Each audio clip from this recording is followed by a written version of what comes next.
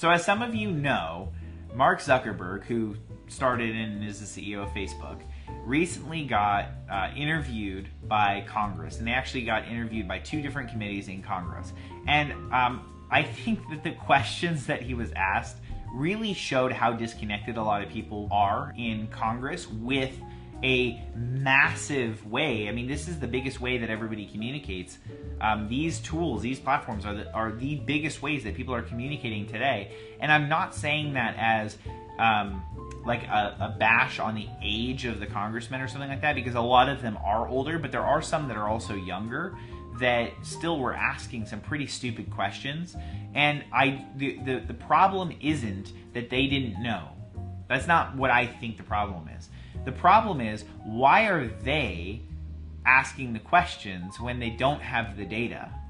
Like, they don't know exactly the questions to be asking if they don't know what Facebook is. And you're going to see, I'm going to run through about 10 questions here that really surprised me, and I think brought some things to light about things people should know when you're responsible for interrogating or interviewing the guy. Like, they were sitting there, their job is to go, good, what was done wrong as well? Like, they were supposed to pull that out. And most of the questions, Mark, I think actually from one aspect, I think he did a good job, pretty much no answering a lot of questions. He didn't go into a whole bunch of things or get himself into a rabbit hole. And I'm saying that not from the fact that I think he did something wrong or didn't do something wrong, or that his organization didn't do something wrong, or did, whatever. There's a lot of parts and pieces here, so it depends on what you're actually looking at or talking about.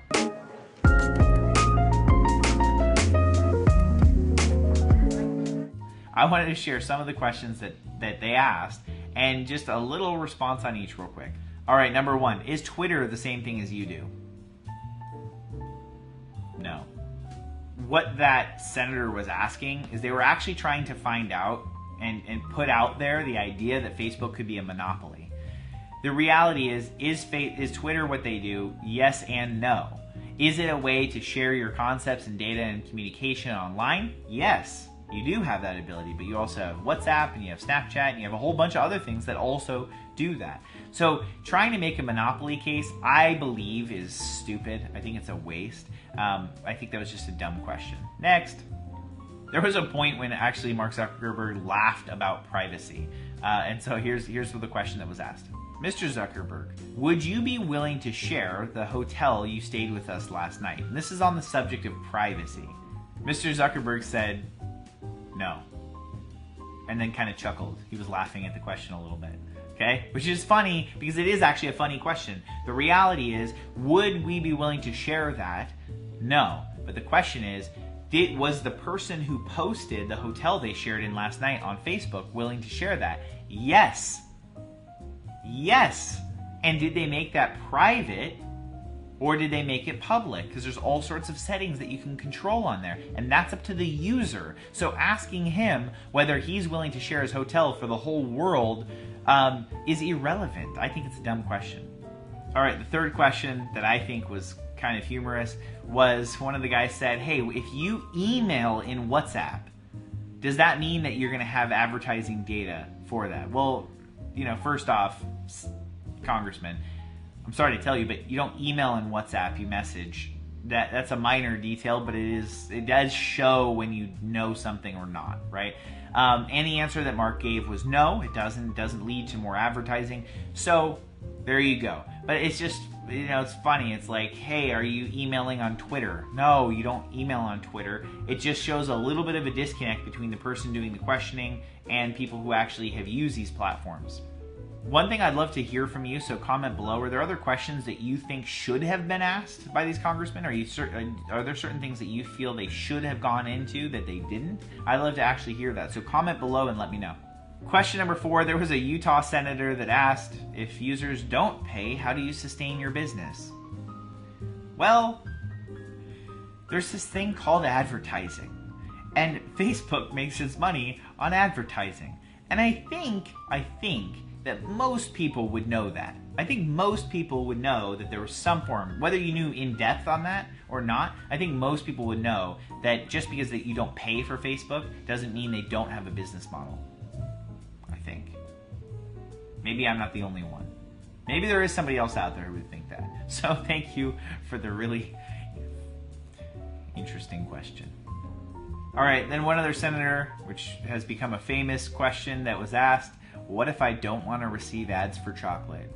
Well, apparently this senator, this congressman, had actually posted online about chocolate to his friends and started getting advertising for chocolate. And again, these are things that we're putting on Facebook. Like, you are willingly doing that. You did it. So don't be surprised that you get advertising for the things that you do on Facebook. It's how Facebook works. Check out this other video on how Facebook makes their money. That will help you understand how Facebook actually, how they actually advertise and how they do that. And the kinds of things you can do are pretty wild on that. So I just wanted to review some of my favorite questions that were asked. I think they showed a real disconnect from the people who were interviewing. They asked, I mean, hours and hours and hours of questions, and so there was plenty other questions. To be fair, there were plenty of other questions.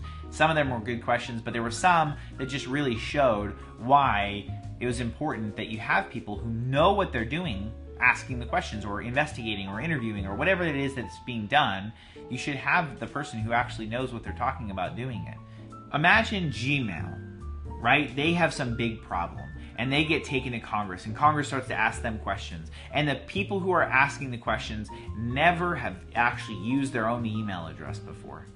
They only have their email address handled by somebody else, like an assistant or somebody else. They have no reality on what they're actually even asking, really. So I just bring this up to say, it's a little bit ridiculous in some ways. I think some things were like, yeah, let's get some public data out there and that's fine. And maybe there are other people that really wanted to hear those questions.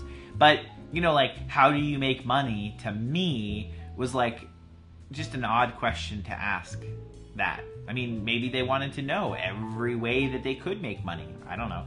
But it just was an odd question because I think most people will tell you they make money off of advertising. So, you know, if I was diving in and doing an interview with a person on how to build a rocket, I'd probably do that with people who've built rockets before. You know what I mean? Like, maybe not do it with people who have no idea how a rocket even works. Like, does a rocket use fuel?